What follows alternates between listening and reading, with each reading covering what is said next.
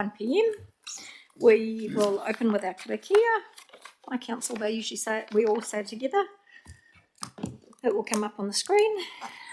Manawa mai, te Māori nuka, manawa mai, te Māori rangi, he manawa nui, he manawa tai, he manawa ora, ke whakawhaka kia tina, he hua, hui taia ki e. Thank you. Apologies, we do have an apology from Councillor Ponta, and that's it, I think. Is anyone late in? And Callum Cartney, sorry. So if I move that, who's going to second it? Thank you, Perry. All those in favour? All those against? Carried. Any declarations of conflict, interest, anyone? No hands going up. No public participation. So confirmation of the minutes from the meeting of the 3rd of March. Who would like to move that? Ben? I better check it, hadn't I? Yes. Yes. Seconded. Who's going to second that? Thank you, Perry. Any alterations for anyone? All in favour? All against? Carried. So confirmation of the minutes from the 15th of May. I will move that one. Seconded by Bex. Thank you. Any changes for anyone? No. All those in favour? All those against? Carried. So 6. Approval of the Wellington CDM group plan. So our first paper. Anyone want to speak to it first or not? Presentation? Yep. Sure. Can I hand it over to you, Jess? Yep.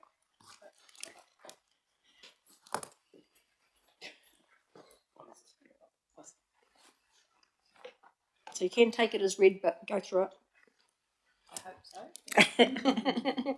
Read multiple times. Yep. Yes, indeed. Many iterations. Okay.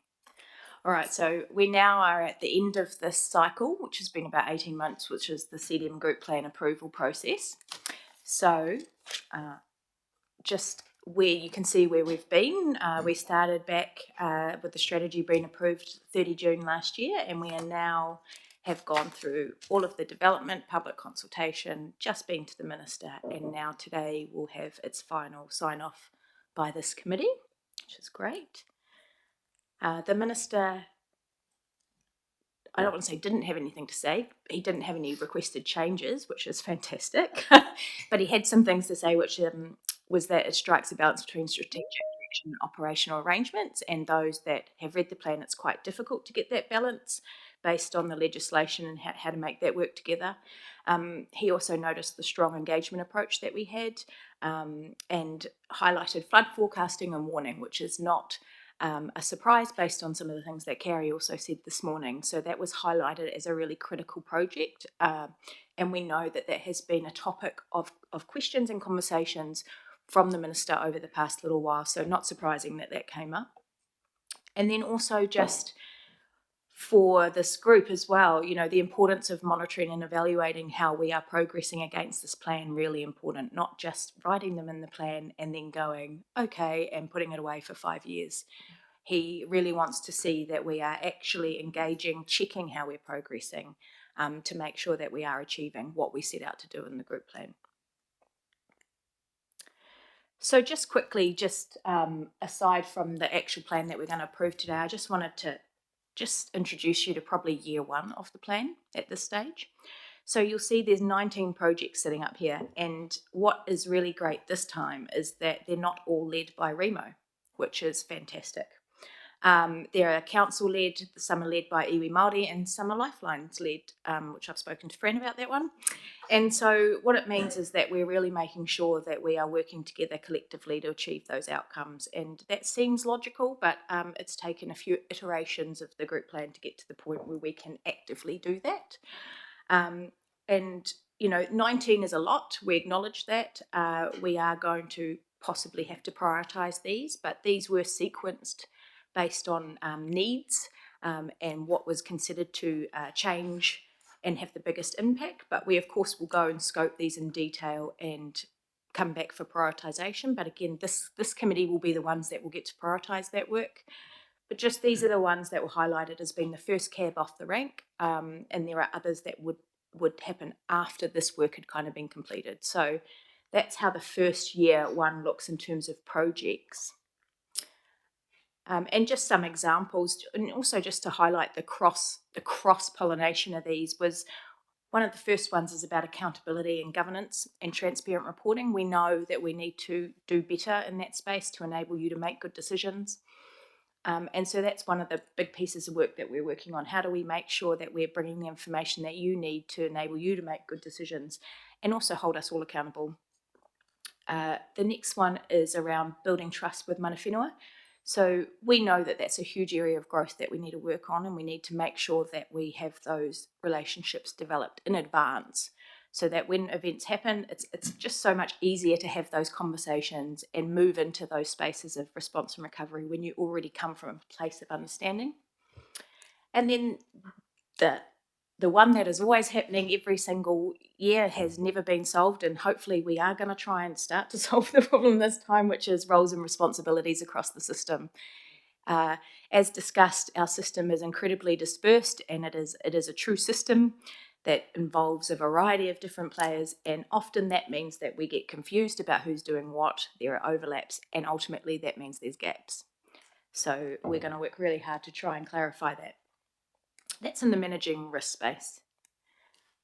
In the response and recovery space, again, flood forecasting pops up, and this is being led by the Regional Council and with support from obviously Lifelines, with Te Aki Wai and a few others.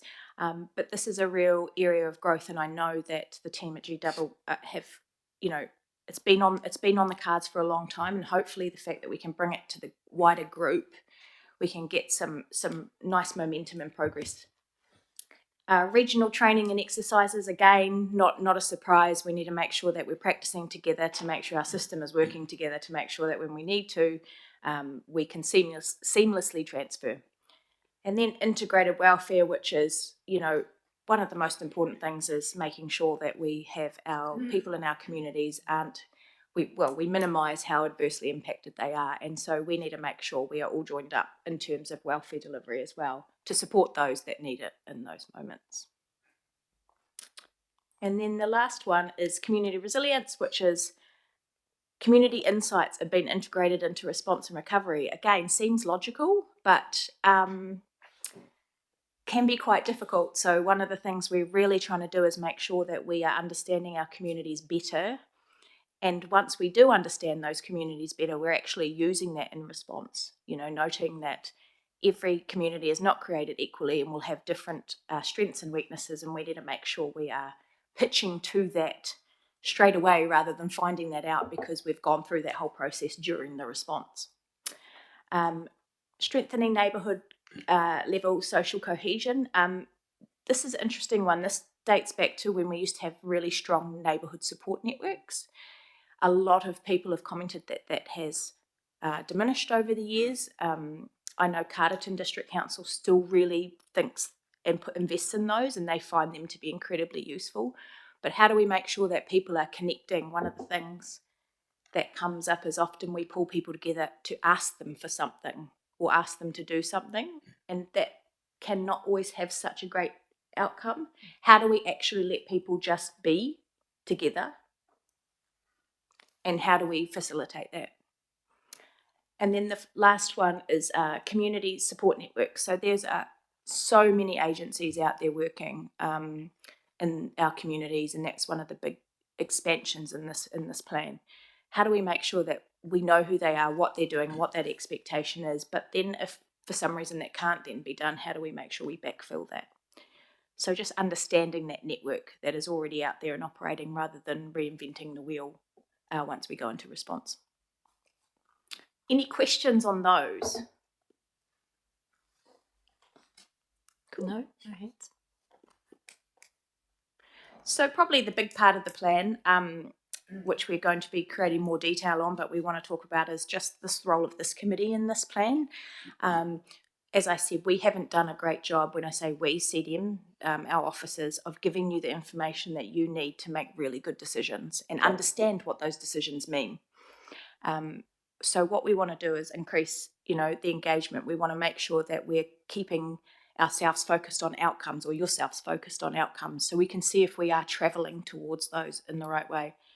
We're definitely going to let you know how, as a collective, we are progressing, and that might be positive and that might be negative. There might be times when we're finding that we're not progressing, and we need to understand why, and we might need this committee to move barriers to enable that to start happening, if that's considered a priority for this collective. And we just want to really get strict, ownership of cross-agency. This does have mayors as the primary group, with 2 iwi reps co-opted. But what does that look like? Are there more people that you in this room want to see co-opted to help strengthen this collective group to make those decisions? This is all part of some of the work that we're looking at. And then we just want to make sure that we're being realistic. That's a word that's been used a lot through this plan's development.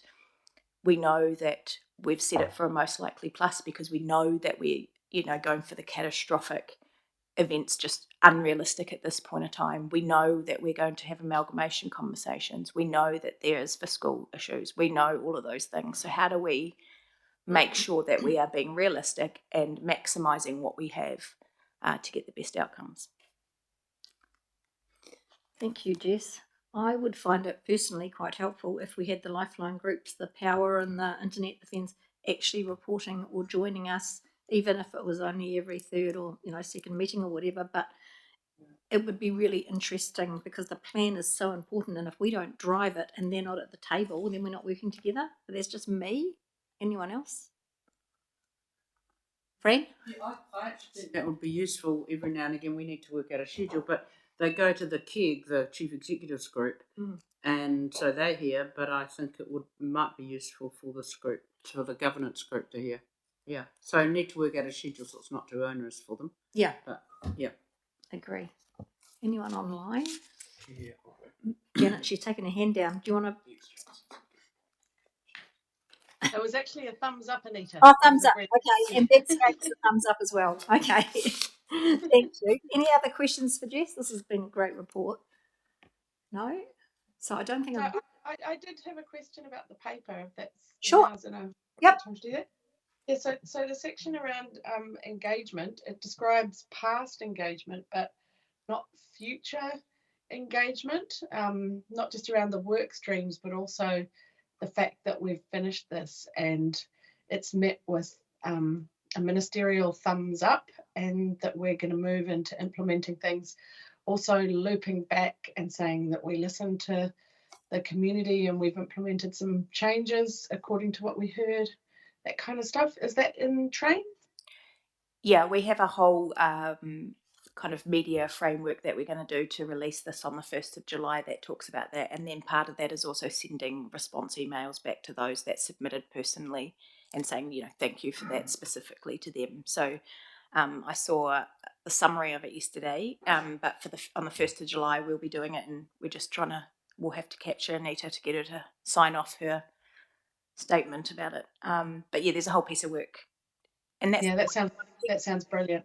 I just think that kind of stamp of approval from the minister would be something really useful to kind of trumpet a little bit, because we get so much criticism from ministers. It's nice to have some positive affirmation, and it'd be really good to share that, I think.